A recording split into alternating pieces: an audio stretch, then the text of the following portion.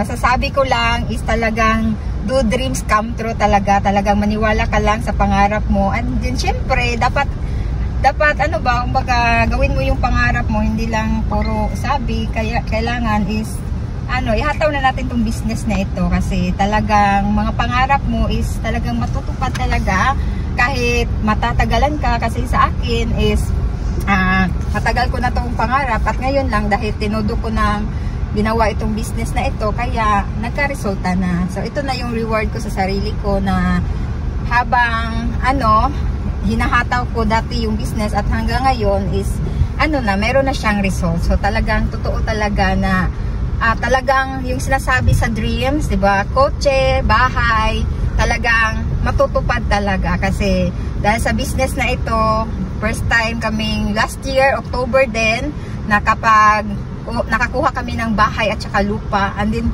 this year na naman, 2024, meron na naman kaming car. Ay, diba? grabe! So, napaka talaga, overwhelming, happy. Hindi mo kumbaga, hindi mo ma-explain kung ano yung pakiramdam. Talagang kumbaga, kumbaga, yung deepest why mo talaga. Talagang alamin mo kasi yung deepest why ko talaga yung anak ko kasi palagi kaming naglalakad, ganun ba? Tapos pag alabas namin sa bahay, sigaw na yung anak ko, motor. Kaya tapos mainit. And then mag-i-school na yung anak ko next year kaya kailangan namin ng transportation. And then para din sa business para madaling makahataw, makapunta sa mga downline, syempre, 'di ba?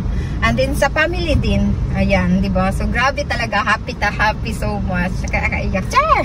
Ano sabi mo sa mga business partners mo, members mo? Sa mga business partners, talagang ihataw lang natin itong business na ito. Talagang maniwala ka lang, magkaka-result talaga dito.